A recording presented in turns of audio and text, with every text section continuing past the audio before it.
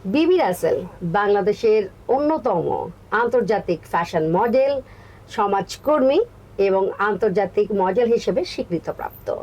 তিনি ঐতিহ্যবাহী গ্রামীণ তাঁতকে, খাদিকে এবং কারুশিল্পকে আন্তর্জাতিক দরবারে তুলে ধরবার ক্ষেত্রে গুরুত্বপূর্ণ ভূমিকা পালন করেছেন। তিনি ইউনেস্কোর বিভিন্ন পুরস্কারে ভূষিত হয়েছেন এবং তিনি ফ্যাশন ফর ডেভেলপমেন্ট এই ধারণাকে জনপ্রিয় করেছেন। আর তার লক্ষ্যই ছিল গ্রামীণ তাঁত শিল্পীরা বা কারুশিল্পীরা যেন অর্থনৈতিকভাবে স্বাবলম্বী হন।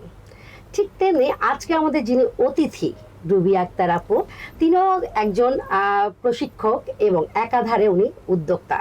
শুধুমাত্র উদ্যোক্তা না, তিনি একজন সফল নারী উদ্যোক্তা। উদ্যোক্তা বললে আসলে কম বলা হয় তার জন্য। তার আসলে এত এত গুণ আমি আসলে শেষ করতে পারবো না।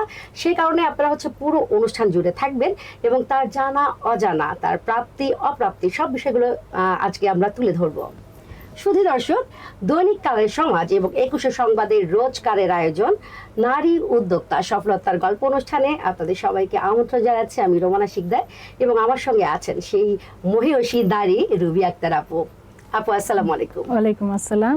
আসসালামু আলাইকুম। ওয়ালাইকুম আসসালাম। কেমন আছেন আপু? আলহামদুলিল্লাহ আমি ভালো আছি, আপনি কেমন আছেন? জি আলহামদুলিল্লাহ ভালো আছি। আপু আমি তো ছোট করে আপনার ব্যাপারে বললাম, আপনি একটু আপনার নাম আর আপনি কি কি নিয়ে কাজ করছেন একটু আমার দর্শকদের বলবেন। আসসালামু আলাইকুম, আমি রুবিয়া আক্তার। আমার উদ্যোগের নাম রুবিস ক্রিয়েটিভ ক্যানভাস। আমি আসলে কাজ শুরু করেছিলাম, একদমই আমার শুরুটা হয়েছিল একটা কুকিং স্কুল দিয়ে। তখন 2002 ছিল সনটা।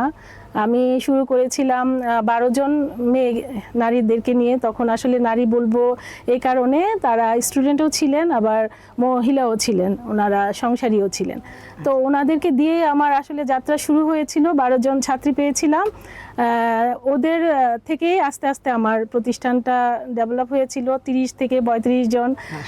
আলহামদুলিল্লাহ একটানা আমি 12 বছর প্রশিক্ষণ দিয়ে এসেছি। মাঝখানে একটু ফ্যামিলিগত কারণে একটু গ্যাপ ছিল, কিন্তু আমি আসলে হাল ছাড়িনি।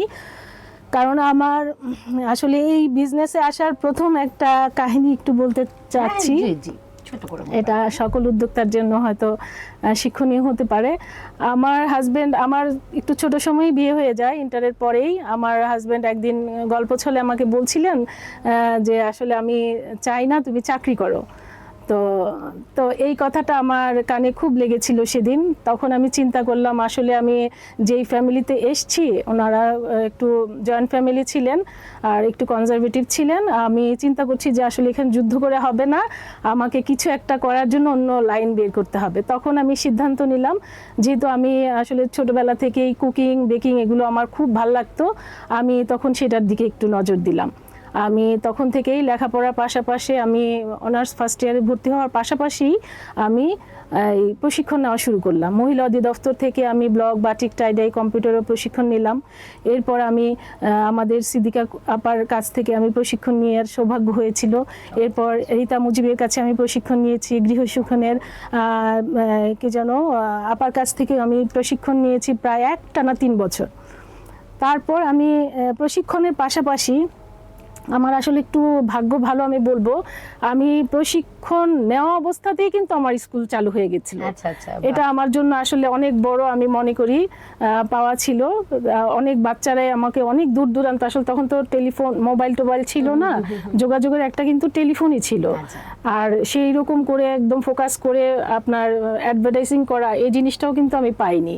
কিন্তু আল্লাহর অশেষ রহমত, ওই যে 12 জন স্টুডেন্ট এসেছিলেন এদের মাধ্যমে আমি আমার বাসা সেন্ট্রাল রোডে কিন্তু আমি বিভিন্ন জায়গা থেকে আসতাম, নিজেও অবাক হয়ে যেতাম। তো এটা আমার জন্য অনেক বড় পাওয়া ছিল। তো তারপর আমার হাজব্যান্ড আমাকে আস্তে আস্তে বললেন, উনি অনেক আমাকে সহযোগিতা করেছেন, এটা একদম সত্যি কথা। আমার এত বড় সংসারে আমার হাজব্যান্ড হচ্ছে 5 নম্বরে ছিলেন, সবাই বড়, যার কারণে আমাকে এটা ফেস করতে হয়েছে। অনেকে পছন্দ করতেন না এই কাজটা, তারপরে আসলে ওনাদের ইগোতে লাগতো। তখন আসলে আপা ওই সময় এখন যেমন সহজ হয়েছে তখন এতটা সহজ ছিল না। হ্যাঁ, খানদানি বংশ বলে তাদের একটা গর্ব ছিল, যার কারণে এই ধরনের কাজকে তারা একটু নিচু মনে করতেন। কিন্তু আমি আসলে এতই ধৈর্যশীল ছিলাম, আমি লেগেছিলাম। আমি চিন্তা করতাম, যখন হাল ছেড়ে দিতাম তখন আবার ভাবতাম যে না, কি লাভ হলো, আমারই তো ক্ষতি হলো, ঠিক আছে আবার শুরু করি। তারপরে এভাবে করে আলহামদুলিল্লাহ আজকে এই পর্যায়ে এসেছি। আমার একটা ব্রাঞ্চ থেকে আরেকটা ব্রাঞ্চ আমি করতে পেরেছি আলহামদুলিল্লাহ। আমার স্টুডেন্টরা সবাই খুব প্লিজড। আমি রান্নার পাশাপাশি এখন আমার বেকিং আইটেম চলছে, লেভেল 1, 2, 3 আমি শেফ কোর্সগুলো করাচ্ছি। আর পাশাপাশি আমার হচ্ছে ব্লগ, বাটিক, টাইডাই, এগুলো আমার একদমই রানিং, সবসময় শুরু থেকেই ছিল। আমার প্রোডাক্টগুলো আমি এমনভাবে তৈরি করি, আমি সাদা কাপড়টাই কিনে আনি, আমাদের দেশীয় প্রোডাক্ট যেগুলো এনে এটাতে আমি প্রিন্ট করি, ব্লক করি, টাইডাই করি, এটা করে রং করে তারপরে আমি এটাকে আবার কাটিং করে সেলাই পর্যায়ে চলে যাই, তৈরি পর্যন্ত একদম র থেকে। অনেক ভালো লাগলো যে আপুর হচ্ছে 2002 থেকে তার উদ্যোক্তা শুরু। সে প্রথমে কিন্তু রান্না দিয়ে শুরু করেছেন। তার কিন্তু রান্নার স্কুল আছে এবং একটা না দুটো শাখাও আছে। চমৎকার। এরকম একজন নারী যে ঘর সামলাচ্ছে, একটা খানদানি ফ্যামিলি সামলাচ্ছে, তারপরেও সে কিন্তু নিজের জন্য সময় রেখেছেন, নিজের জন্য কিছু করে দেখেছেন। আপু আমি একটু বলি যে আপনার জন্মটা মানে কি ঢাকায় জন্ম এবং বেড়ে ওঠাটা একটু ছোট করে বলবেন কোথায়? জি আপু, আমার জন্ম ঢাকায়, আমার বেড়ে ওঠা ঢাকায়, পড়াশোনাও ঢাকায়, ইডেন থেকে পাশ করে বের হয়েছি। আর বিয়েও হলো ঢাকাতেই আছি আলহামদুলিল্লাহ, এখনো আছি। এরপর কোথায় যাবো যায় না, তবে ঢাকায়। আমার বাবার বাড়ি কুমিল্লায় আর আমার শ্বশুর বাড়ি হচ্ছে নোয়াখালীতে। আচ্ছা, আপনার কি মনে হতো ছোটবেলা থেকে মনে হতো যে আমি বড় হয়ে কিছু করব, সবাই আমার নামে চিনবে? হ্যাঁ আপা, এটা আমার না কেন জানি না, আমি যখন ক্লাস 7-এ পড়ি তখন থেকে আমার উত্তরায় ছিলাম, তো ওখানে 7 নং সেক্টরে সিদ্দিকা আপার একটা ছোট কুকিং ইয়া ছিল, কত আগের কথা। তখন আমি আমার পাশের বাসার একটা আপা যেতেন, একদিন গল্প করছিলেন, কুকিজ নিয়ে এসেছিলেন, তো বলছিলেন যে উনি করছেন, তা আমি আপার পিছু পিছু ওই দিন একদিন গিয়েছিলাম। সেই যে আমার মনের ভিতরে ঢুকে গেছে, মানে ওইটাকে আমি রপ্ত করেছি। আমি ম্যাগাজিন দেখতাম, ম্যাগাজিনে ওই যে আপনার কুকিজগুলো বানাতো, কেক বানাতো, সেগুলো আমি ট্রাই করতাম। আমার আম্মু খুব পজিটিভ ছিলেন, আমি যখনই যা চেষ্টা করতাম আম্মু বলতেন করো। আমার নষ্ট হয়ে যেত, কিন্তু প্রথম তো কেক অনেক নষ্ট করেছি, একদম মনে আছে আমার। তারপরে কিন্তু এই যে সেই তখন থেকে যে করছি বলেই কিন্তু আজকে আমি এখন নিখুঁত কেক বানাতে পারি। আমি 7 পাউন্ড বলেন, 10 পাউন্ড বলেন, 12 পাউন্ড বলেন, আমি কিন্তু অনলাইনে এসে কেকটা তৈরি করে ফেলতে পারি। কারণ কি, সেই তখন থেকে এই যে এতটা বছর প্র্যাকটিসের উপর ছিলাম। তারপরে এখন আমি এই যে প্রশিক্ষণগুলো, এই যে চিন্তাটা, ওই যে লুপ্ত জিনিসগুলো মানুষ বলে না ছোটবেলা থেকে আসলে হয় থাকে, কিন্তু এটা কিন্তু থাকে, তারপর আস্তে আস্তে আসলে ডেভেলপ হয়। আচ্ছা, চমৎকার। তার মানে ছোটবেলা থেকে আপু চেয়েছেন যে বড় হয়ে তার নিজ নামে পরিচিত হতে।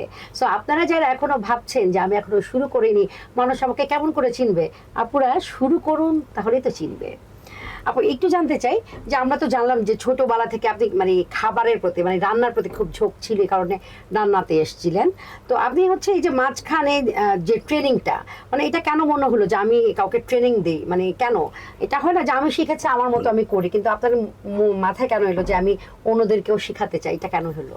আচ্ছা, আমার না টিচার হওয়ার খুব ইচ্ছে ছিল। আমি যদি চাকরি করতাম তাহলে আমি একটা ভালো টিচার হতাম। আমি যখন ইন্টার ফার্স্ট ইয়ার পড়ি তখন আমার বড় বোনের কলেজের সুবাদে আমাকে অন্য জায়গায়, আমাদের বাড়ির ছেড়ে ভাড়া দিয়ে অন্য জায়গায় আসতে হয়েছিল। তখন যে আমরা 2 বছর ছিলাম ওখানে পারিজাত নামে একটা স্কুল কিন্ডারগার্টেন ছিল, তা আমি কিন্তু ওখানে কিছুদিন পড়িয়েছি। তো আমার কেন জানি না, আমি বাচ্চাদের প্রতি খুব ইন্টারেস্ট ছিলাম, ওদেরকে গাইড করতে, মানে পড়াতে আমার খুব ভালো লাগতো। তো ওইটা থেকেই আমার মনে হয়েছে যে আমার একটা টিচিং যদি থাকে আমার মধ্যে, যেহেতু আছে, আমি এটাকে এস্টাবলিশ করব। তারপর আমি যখন মহিলা অধিদপ্তরে গেলাম, ওখানে একটা আপা ছিলেন দর্জির, ওই আপা আমাকে বলেছিলেন, এতগুলো মহিলার মাঝখানে ওই আপা আমাকে বলছিলেন এই মেয়েটা না অনেক পারবে গুছানো। মানে আপা একটা কাজ দিয়ে গেলে অনেকে পারতো না, তো সবাই আমার কাছে আসতো। তখন আসলে ওই সময় আমি আপার প্রতি অনেক কৃতজ্ঞ। আপা আসলে আমার প্রতিষ্ঠাটা তৈরি হওয়ার পর যে একটা সাপোর্ট দেওয়া, আমার যখন ভাসুর একটু রাগ হতেন আমি তো ওনার কাছে শেয়ার করতাম, উনি আমাকে অনেক মানসিক সাপোর্ট দিয়েছেন। আপু আমরা তো জানলাম, আগেই জেনেছি আপনি বিভিন্ন জায়গা থেকে শিখেছেন, রান্নার কোর্সগুলো করেছেন। আপনি শ্রদ্ধেয় সিদ্দিকা কবির সাপার কাছে, তারপরে হচ্ছে সিতারা ফেরদৌস, রীতা মুজিব, আমাদের সবার কাছে শিখেছেন। তো আমি এখন জানতে চাই যে আপনি আসলে এক একজনের কাছে মানে কোন রান্নাগুলো আপনি শিখেছিলেন আসলে? আপা আমি কনফেকশনারি, চাইনিজ, আইসক্রিম, তারপর ফাস্ট ফুড, এই টাইপের আইটেমগুলি আমি শিখেছি বেসিক্যালি। তারপর লাস্ট তো ড্যানিয়েল যে আছেন আমাদের আইসিআই এর, আমি তো ওনার ভীষণ ভক্ত, ওনার কোনো কিছুই আমি বাদ দেইনি। মানে আমি চেষ্টা করেছি, আসলে আমাদের তো ওই বাচ্চাদের মতো এখন আর ওই সময় নিয়ে লেন্দি প্রসেসে কোর্সটা করা সম্ভব নয়। আমরা যত ছোট ছোট কোর্সগুলো ছিল মানে ছিল, আমি প্রত্যেকটা করেছি। হ্যাঁ আলহামদুলিল্লাহ, আমি এখনো লেগে আছি, ইনশাআল্লাহ লেগে থাকবো। মানে একটা মানুষের তার কিন্তু মেধা আছে এবং সে সেই ব্যাপারে একজন প্রশিক্ষক, মানে তার শেখা হয়ে গেছে, তারপরেও তার স্কিলটাকে আরো ডেভেলপমেন্ট করবার জন্য সে নিয়মিত এখন পর্যন্ত শিখে যাচ্ছেন। আপনি বুঝতে পারছেন যে একটা মানুষ তার মেধাকে কিন্তু এই জায়গায় রাখেনি, সে নিতে নিতে নিতে একদম সর্বোচ্চ স্তরে নিয়ে যাচ্ছেন এবং তার ধারণা, তার মনে হয় আরো শেখার বাকি আছে এবং সে কিন্তু চর্চার মধ্যেই আছে। এই ব্যাপারটা এটাই আরো বেশি চমকপ্রদ যে চর্চার মধ্যে থাকলে দেখা যাবে আপনার নিজের মাথা থেকে আরো অনেক আইডিয়া চলে আসে, যেটা আমাদের রুবি আক্তার আপুর আছেন। আপু এবার একটু জানতে চাই যে আপনি কি বিভিন্ন কোনো রান্নার অনুষ্ঠানে পার্টিসিপেট করেছেন, মানে ওই যে অনুষ্ঠানগুলো হয় যে প্রতিযোগিতামূলক, ওগুলোই? আচ্ছা, প্রতিযোগিতায় আমি যেতে পারিনি, তবে আমি টিভি প্রোগ্রামগুলোতে গিয়েছি। এনটিভিতে একটা রান্নার প্রোগ্রাম করেছি, চ্যানেল আই কে কাপার সাথে রান্নার প্রোগ্রাম করেছি, বাংলা ভিশনে একটা করেছি। চমৎকার। তাহলে হচ্ছে আমাদের পরিচিত মুখ আপুকে বলাই যায়, কারণ এত এত যার গুণ এবং এত এত স্টুডেন্ট, সে তো পরিচিত হবে, এটাই খুব স্বাভাবিক। সো আপনারা কিন্তু এখন আপুর কাছ থেকে অনেক ইনফরমেটিভ কথাবার্তা শুনতে পাবেন, আমরা জেনে নিই। আমি একটু জানতে চাই যে নতুন উদ্যোক্তা হিসেবে যারা রান্নার কাজ করতে চায় তাদের জন্য হচ্ছে প্রশিক্ষণটা কতখানি জরুরি? আচ্ছা, যারা কাজ করতে চায় তাদের জন্য বলবো একদমই খুবই জরুরি। তারা এটা খুবই আসলে যারা প্রতিনিয়ত রান্না করে, আচ্ছা টেবিলে দিবে, সবাই ফ্যামিলি খাবে, সেটা এক জিনিস। আর আমি যখন কাজের জন্য যাব, কাজ করব, হ্যাঁ আমি বাণিজ্যিকভাবে কিছু করতে চাইবো, আমি কোনো প্রতিষ্ঠান দাঁড়াতে চাইবো, আমি কোনো সেটাকে কি বলবো, আমার একটা সিগনেচার আইটেম হবে, সেই জন্য অবশ্যই তাকে প্রশিক্ষণ দিতে হবে। প্রশিক্ষণ ছাড়া আসলে মানে কোনো কিছু কাজ নিজের মতো করে করা সম্ভব না।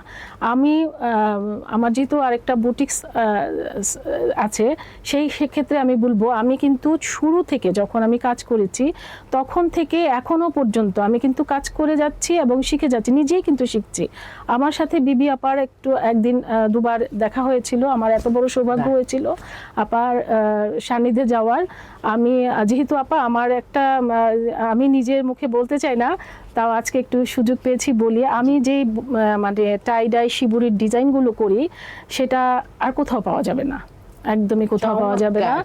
আমার ডিজাইন এত এক্সক্লুসিভ হয়, আমি এটা নিয়ে শিখি, প্রতিনিয়ত শিখি। এই যে বসে থাকি, অনেকে টিভি দেখে, রিলস দেখে, আপু আমি এটার মধ্যে যাই না, আমি ওই বসে থাকি কি ভাঁজটা দিলে আরেকটা ডিজাইন আসবে, হ্যাঁ ওই চেষ্টার মধ্যে থাকি। আমরা আলহামদুলিল্লাহ 2023-এ 64টি জেলার উদ্যোক্তাদের মধ্যে আমি 10তম স্থানে, 10 জন উদ্যোক্তাদের মধ্যে একজন। এটা আমি খুব নিজেকে গর্ববোধ করি। বিবি আপা আসছিলেন, আমাদেরকে পুরস্কৃত করেছিলেন, এটা আমার জন্য অনেক বড় প্রাপ্তি। তাই আমি বলি না, সবসময় আমি শেখার চেষ্টা করি। আমি খাবার নিয়ে যখন কাজ করি, এই যে আমাদের আপনার ফল আছে, সিজনাল অনেক ফল আছে যেগুলো আসলে বাচ্চারা খেতে চায় না, সবজি আছে যেগুলো খেতে চায় না, তখন আমি কি করি, ওই সবজিগুলোকে মানে অন্য কিছু করা যায় কিনা বাচ্চাদেরকে প্রেজেন্ট করার মতো, সেভাবে আমি চেষ্টা করি। মিষ্টি কুমড়া একটা সবজি, এটা দেখবেন আপনি মালয়েশিয়াতে, সিঙ্গাপুরে ওরা কিন্তু অন্য প্রসেসে খায়। হ্যাঁ, আমি সেটা চেষ্টা করেছি, আমার একটু সৌভাগ্য হয়েছিল বাইরে যাওয়ার, আমি সেখানেও দেখেছি আপনি এটা দিয়ে কেক বানাতে পারবেন, চকলেট বানাতে পারবেন, আপনি কুকিজ বানাতে পারবেন, এত টেস্টি মানে বলার মতো না। তারপরে ড্রাগন একটা আছে, এটার একটা কালার আছে, এই ফলের নির্যাসটা দিয়েও কিন্তু আপনি অনেক সুন্দর মানে খাবার তৈরি করে ফেলতে পারবেন, যেটা বাচ্চাদের কাছে খুবই অ্যাট্রাকটিভ। আলু আছে, মিষ্টি আলু আছে, এগুলো তো খেতে চায় না, তো আমরা এটা প্রসেস করে কিন্তু ওদের খাওয়াতে পারি। আমরা কেক যে তৈরি করি, কেকের ভিতর যে আমরা ক্রিমটা ইউজ করি, সেই ক্রিমেও কিন্তু আমরা এই ভ্যারাইটিস জিনিসগুলো অ্যাড করতে পারি, স্বাদটাই অন্যরকম চেঞ্জ হয়ে মানে যায়। চমৎকার একটা মানুষের ইনোভেশন দেখেন, সে কত কিছু। আমরা আসলেই তো বাচ্চারা, এখনকার বাচ্চারা একদমই কোনো সবজি খেতে চায় না। সো আপু মাথায় রেখেছেন যে বাচ্চারা কেন খাবে না, তাদের খাইয়েই ছাড়বে। সো আপু সেগুলো দিয়ে বিভিন্ন প্রসেস শুরু করে, এই যে আপনি দেখেন কেকের যে ক্রিম, আপু কি বলছেন, মানে আমি রীতিমতো অবাক। সো আপুর কাছ থেকে শেখার আছে অনেক কিছুই। আপু একটু জানতে চাই যে আপনি শেখার তো বললেন যে শেখার কোনো বিকল্প নেই প্রশিক্ষণে। সো আমাদের যারা উদ্যোক্তা, যারা হয়তো জানে না কোথায় কোথায় শেখা যায়, একটু যদি বলে দিতেন যে আমাদের সরকারি বা বেসরকারি কোনো প্রতিষ্ঠান আছে কিনা। সরকারিভাবে তো এখন অনেকগুলোই প্রতিষ্ঠান জি। আছে, আপনারা যেতে পারেন, যুব উন্নয়ন আছে, মহিলা অধিদপ্তর আছে, তারপর আর বেসরকারিভাবে তো অনেকগুলো আছে। হ্যাঁ, যে কোনো একটাতে যে আপনারা অবশ্যই প্রশিক্ষণ নিতে পারেন সেখান থেকে। আর আগে তো এক ধরনের একটা ছিল, এখন আসলে নাই, এখন ভ্যারাইটিস আছে। আপনার পছন্দ মতো আপনি একটা বিষয় নিয়ে কাজ করবেন, আপনি সেটাই প্রশিক্ষণ নিতে পারবেন। আপনি জুস নিয়ে কাজ করতে চান, ওকে, আপনি জুসেরই প্রশিক্ষণ পাবেন, ভ্যারাইটিস প্রশিক্ষণ। আপনি কেক নিয়ে কাজ করতে চান, কেকেরও ভ্যারাইটিস আছে। আপনি কি বলে আজকাল যে চা, একদমই চারও কিন্তু ভ্যারাইটিস চলে আসছে। আপনি শুধু চা দিয়েও কিন্তু বিজনেস করতে পারেন। এই জিনিসগুলো খুবই জরুরি। একটা প্রশিক্ষণ নেন, আপনার অনেকগুলো পথ খুলে যাবে। এই জন্য আমি বলবো যে উদ্যোক্তা হতে চাইলে, হ্যাঁ, বা আপনি কাজ করতে চাইলে অবশ্যই প্রশিক্ষণের দরকার আছে। শুধু দর্শক, আপনারা কিন্তু জেনে গেছেন যে প্রশিক্ষণের কোনো বিকল্প নেই। একবার আপনি ঘর থেকে, ওই যে দেখা হয় না এই চক্ষু বেলিয়া, ঘর হইতে দুই পা ফেলিয়া, আমার মনে হয় ঘর থেকে জাস্ট আপনি একটু বের হয়ে দেখুন।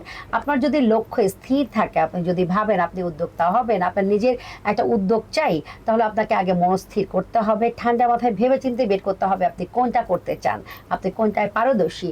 সেই মতো চিন্তা ভাবনা করে আপনি কিন্তু প্রশিক্ষণ নিতে পারেন। এবং আপু কিন্তু বলেছে একবার প্রশিক্ষণ একটা বিষয় নিয়ে দেখুন, আপনার হাজারটা দরজা খুলে যাবে। সত্যিই তাই, একবার আপনার শুরু করুন, দেখবেন পথ চলে আসবে। আপু এবার একটু জানতে চাই যে আপনি মানে খাবার এটা নিয়ে তো বেশ ছিলেন, প্রশিক্ষণ দিচ্ছেন, তো হঠাৎ কেন আপনার মনে হলো যে বুটিক্স করা যায় বা এরকম কিছু কেন মনে হলো? আচ্ছা আপু, বুটিক্সটা না আমার হঠাৎ আসেনি। আচ্ছা। ওই যে আমি বলেছি না 2002-এ আমি শিখেছি, প্রথমে কিন্তু আমি শিখেছি বুটিক্সের উপরে, মানে যে ব্লক বাটিক টাইডাই, সেখানেই কিন্তু প্রথমে আমার শেখা। তারপরে তো আমি ওটার পরে আমি শিখেছি রান্নাটা। হ্যাঁ, তা আমি যখন বুটিকটা করেছি তখন ওই যে বললাম আপা আমার ছিলেন, মমতাজ আপা, আমি আসলে ওনাকে অনেক মানে সম্মান করি। এখনো আপু বেঁচে নাই, কিন্তু আমি মানে এখনো ওনার কথা মনে হলেই আমার কান্না পায়। উনি আমাকে এত সাপোর্ট দিয়েছেন, উনি আমাকে বলেছেন তুমি খোলো, তুমি একটা শুরু করো, দেখো অনেক মানে তোমার পথ খুলে যাবে। তারপর ওনার কারণেই কিন্তু আমার এই যে প্রতিষ্ঠানটা খোলা। ওখানে কিন্তু রান্না দিয়ে আমি শুরু, কনফেকশনারি আর ফাস্টফুড দিয়ে আমি প্রথমেই শুরু করেছিলাম রান্নার স্কুলটা। এরপর আমি সেখানে ব্লক বাটিক টাইডাই দিয়েছি। এই যে ব্লক বাটিক টাইডাই পাশাপাশি দুটো রেখেছি। আমার আলহামদুলিল্লাহ, বললাম তো আমি 12 জনকে দিয়ে শুরু করেছি, এরপর আমি জায়গা দিতে পারিনি।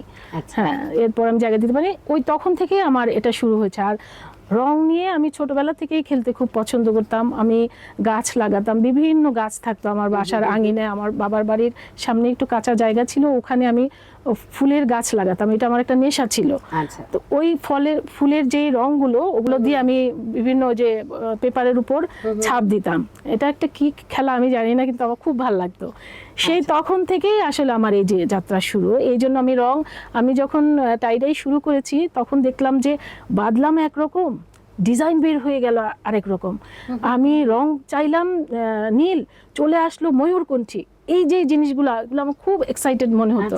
আমার যে শরীর কাটা দিয়ে উঠতো, যে এত ভালো লাগতো। সেই থেকেই আপু আমার এটা শুরু। এই জন্য আমি দুইটাকে পাশাপাশি রেখেছি। কখনো দেখা গেছে আমার ফুডটাতে আমি একটু লাভবান হচ্ছি, কখনো আমার দেখা গেছে আমি বুটিক্সে লাভবান হচ্ছি। এই জন্য আমি কাউকেই ফেলতে পারিনি, দুইটাকে একসাথে রেখে দিয়েছি।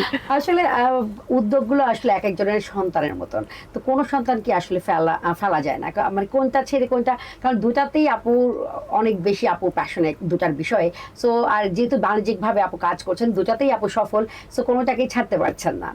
আপু একটু জানতে চাই যে আপনি হচ্ছে ব্লক বাটিক আবার শিবুড়ি শিবুড়ি, আচ্ছা এই ব্যাপারটা শিবুড়িটা এটা যখন এটাও তো মনে হয় পেঁচানো। আচ্ছা এইটার ব্যাপারে আপনি কি এটা বাণিজ্যিক ভাবে ওই যে হয় না হোলসেল করে বা এরকম, এটা কি আপনি করছেন? না আপু, হোলসেলে এখনো যেতে পারিনি, তবে ইনশাল্লাহ যাব, সামনেই চলে যাব হোলসেলে। আমি এটাকে শিবুড়িটা হচ্ছে কি সেলাই করে করতে হয়, হ্যাঁ ওই সুই সুতা দিয়ে সেলাই করে আপনি ডিজাইনটা এনে ওটা করতে হয়। এখন আমি যেটা করছি এটা আমি রিসেন্টলি করে ফেলবো, আমি শিবুড়ি দিয়ে আমি দেয়াল মেট করছি।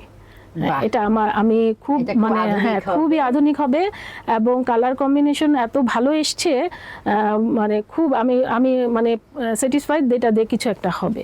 তো আলহামদুলিল্লাহ আমি গ্রামের দৃশ্য, আপনার রাখাল বাঁশি বাজাচ্ছে বনে, তারপর আপনার হচ্ছে ফুলদানি, এগুলো আমি করেছি, আলহামদুলিল্লাহ খুবই ভালো আসছে। এটা নিয়ে আমি খুব দ্রুতই কাজ করব। তার মানে আপু কিন্তু দেখেন আমাদের বিবি রাসেলও হচ্ছে আমাদের ঐতিহ্যকে ফ্যাশনের সাথে যুক্ত করে একটা ভিন্ন মাত্রা দিয়েছেন। আপুও কিন্তু ঠিক তেমনি আমাদের শিবুড়ি যে কাজটি সেটাকে কিন্তু এখন একটা ট্রেন্ড, একটা ফ্যাশনের সঙ্গে যুক্ত করে ভিন্ন একটা মাত্রা দিতে চলছেন। সো এরকম একজন নারী, মানে আমি নিজেও নারী, আমার খুব ভালো লাগছে যে নারীরা কত দূর এগিয়ে যাচ্ছে এবং এই ধরনের ক্রিয়েটিভ জিনিস আমার মনে হয় নারীর মাথা থেকে বেশি সম্ভব বের হওয়া। আমি শুনলাম যে আপনার হচ্ছে একটা ফ্যাক্টরি দিচ্ছেন এরকম কিছু বা আছে আপনার, ওখান থেকে আপনি প্রিন্ট করছেন, মানে এই ব্যাপারটা আবার কেন, মানে আপনার র থেকে আপনি একদম তৈরি, এই ব্যাপারটা ছোট্ট করে যদি একটু বলতেন। আচ্ছা আপা, আমার যেখান থেকে শুরু করেছি সেই জায়গাটা একটু ছোট, তো তা আমি চিন্তা করলাম এখানে রঙের কাজ করাটা একটু কঠিন হয়ে যায়, আর আমার যেহেতু আবার একটু সূচিবায়ুগ্রস্ত, আমি ওই যে সাথে সাথে পরিষ্কার করার একটা টেন্ডেন্সি থাকে, তো এটা একটু টাফ হয়ে যায়। তখন আমি চিন্তা করলাম তাহলে আমি একটু বড় করে কাজটা করি। বড় করলে হবে কি, ওখানে এই কাপড়গুলো থাকলো, র মেটেরিয়ালস গুলো ওখানে থাকলো, ওখানে শুকিয়ে আবার ওখানে আমি শোকেস করতে পারি। সেই জন্য আমার জিনিসটা আমি ওখানে নিয়ে গেছি, আমার বিরুলিয়াতে। আমি কাপড়টা ওখানে তৈরি করি, ওখানে প্রিন্ট করি, ওখানে শুকানোর পর আয়রন করে আমি শোকেস করি ওখানে। আচ্ছা, আমরা বাইরের কেউ যদি আপনার ওখান থেকে প্রিন্ট করতে চাই, সেই ব্যবস্থা কি করা যাবে সেটা? হ্যাঁ, ওই যে আমি বললাম বাণিজ্যিকভাবে যখন আমি স্টার্ট করে ফেলবো তখন আমি সেটা রাখবো। আসলে আমি চাচ্ছি কি আমার ডিজাইনটাই মানুষ একটু নেক, এটাই আসলে আমার বাণিজ্যিকভাবে বড় আকারে করতে চাচ্ছি, যে আমার ডিজাইনগুলো যেন আমি একটু সবার কাছে পৌঁছে দিতে পারি। আপু আমাদের হচ্ছে সবসময় একটা কথা যে একজন সফল পুরুষের পেছনে একজন নারীর অবদান থাকে, ঠিক তেমনি একজন নারীর পেছনে নিশ্চয়ই একজন পুরুষের অবদান আছে। আপনি আসলে এই অনুপ্রেরণা বা এই অবদান আপনি আসলে কাকে দিতে চান? আসলে আমার বর একটু বউ ভক্ত, উনি ওনার ওয়াইফকে খুব ভালোবাসেন, উনি চান যে ওনার কাছাকাছি থেকে আমি কিছু করি। তো উনি আমাকে অনেক সাপোর্ট করেছেন আলহামদুলিল্লাহ। আমার 3টা কন্যা, আমার 3 কন্যা যখন ছোট ছিলেন আমি আসলে আমার বাচ্চাদেরকে প্রাধান্য দিয়েছি বলে আমি একটু পেছনে, এখনো হয়তো আরো এগিয়ে যেতে পারতাম, শুধুমাত্র বাচ্চাদের কারণে আমি একটু পিছনে। তবুও আমি এটাকে নেগেটিভ কিছু বলছি না, কারণ সেটা আমার জীবনের সবচেয়ে বড় পার্ট। তো আলহামদুলিল্লাহ বড় মেয়ে আমার চাকরি করছে, এখন বিয়ে দিয়ে ফেলেছি, আর মেজোটা অনার্স করছে, ছোটটাও অনার্সে ঢুকে গেছে আলহামদুলিল্লাহ। এখন আমার সময়টা একদমই ফ্রি। ওরাও আমাকে প্রচন্ড হেল্প করেছে, এখন বড় হয়ে গেছে, ওরা আমাকে বোঝায় কোনখানে কিভাবে করতে হবে কি না করতে হবে, ওরা কিন্তু আমাকে সব সময় সহযোগিতা করছে। আর আমার আসলে অনেকে বলে যে বর যদি আসলে সহযোগিতা না করে এগিয়ে আসাটা খুব টাফ। উনি আমাকে বললাম তো আমার যত ইঞ্জিনিয়ারিং যত পার্ট আছে উনি আমাকে সব সময় ওইগুলোতে সহযোগিতা করে যাচ্ছেন। খুব চমৎকার, খুব চমৎকার ভাইয়া, আপনার জন্য অনেক অনেক অভিনন্দন। আমি একটু বলবো আপনারা যারা হচ্ছে আমাদের নারীদের সঙ্গী আছেন, আপনারা হাজবেন্ড হতে পারেন, ভাই বোন হতে পারেন, বাবা মা, শ্বশুর শাশুড়ি, ননদ দেবর, যারাই হন না কেন, আপনারা যদি নারীর হাতটা একটু তুলে ধরেন, আমার মনে হয় সেই নারীকে সফলতা দ্বার প্রান্তে আপনারা পৌঁছে দিতে পারবেন। নারীকে ফেরানো আসলে অসম্ভব, তার মেধা আসলে অনেক বেশি। তো আমি সবাইকে অনুরোধ করবো আপনারা একটু হাতটি বাড়িয়ে দিন। আপু আমাদের একদম শেষের দিকে ঝটপট কিছু প্রশ্ন, সেটা হচ্ছে, আচ্ছা তার আগে আমরা একটু শুনে নিই যে আপু আপনার হচ্ছে বিনোদন আসলে কিভাবে, মানে সময়টা কেমন কাটে? ধরেন কাজ তো করেন, তারপরে তো আমরা জানি আপনি একটু গুনগুন করে গান করেন, একটু কবিতা করেন। সো আমাদের যদি ওই গুনগুন গানের থেকে 2 লাইন একটু আমার দর্শকদের একটু শোনাতেন। আচ্ছা, এক সময় আসলে গানে ছিলাম, নতুন ঘুরিতে ছিলাম, কিন্তু আসলে এখন আর নাই। গলা একদমই নষ্ট গলা বলবো, একটু চেষ্টা করতে পারি আর কি।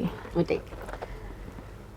যদি তোরে ডাক শুনে কেউ না আসে তবে একলা চলো রে, যদি তোরে ডাক শুনে কেউ না আসে তবে একলা চলো রে, একলা চলো একলা চলো একলা চলো একলা চলো রে, যদি তোর ডাক শুনে কেউ না সে তবে একলা চলো রে।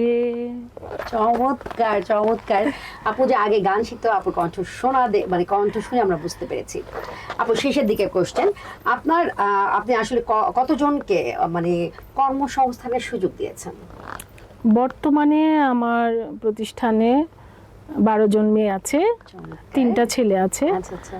আর এর আগে অনেক আরো বেশি ছিল, তো এখন যেহেতু একটু বিজনেসটা ডাল যাচ্ছে এর জন্য আসলে কর্মী সংখ্যা কমিয়ে দিয়েছি। দোয়া করবেন ইনশাল্লাহ সামনে যেন আরো কর্মী নিয়োগ একজন করতে পারি। নারী হয়ে তিনি হচ্ছে 15 জনকে কর্মসংস্থানের সুযোগ করে দিতে পেরেছেন। সো এটা একমাত্র উদ্যোক্তা জীবনে সম্ভব। আমরা চাকরি করব না, আমরা চাকরি দিব, যেটা উদ্যোক্তা জীবনে একদমই সম্ভব। সো আপু কিন্তু 15 জনের কর্মসংস্থানের ব্যবস্থা করেছেন। আপনি শুরু করে দেন আপু। একদম শেষ প্রশ্ন, সেটা হচ্ছে যে বর্তমানে রুবিয়া আক্তার যে পজিশনে আছেন, যেভাবে আছেন, আগামী 5 বছর পর নিজেকে কোন অবস্থানে দেখতে চান? আপু আমার ইচ্ছে আলহামদুলিল্লাহ যদি এভাবে আমি চালিয়ে যেতে পারি, আমার প্রতিষ্ঠানটা বাণিজ্যিকভাবে রূপ দিয়ে ফেলবো, এটাই আমার এখন টার্গেট।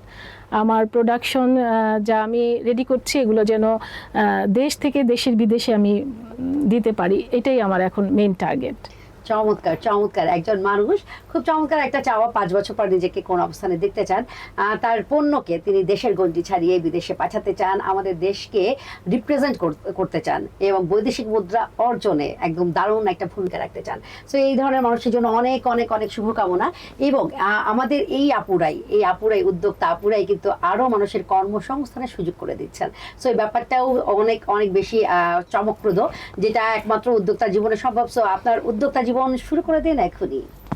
আপু অনেক অনেক ভালো লাগলো আমাদের অনুষ্ঠানে এসেছেন, আপনারা মূল্যবান সময় দিয়েছেন, অসংখ্য ধন্যবাদ। আপনাকেও ধন্যবাদ আমাকে এখানে আমন্ত্রণ জানানোর জন্য। ধন্যবাদ আপু।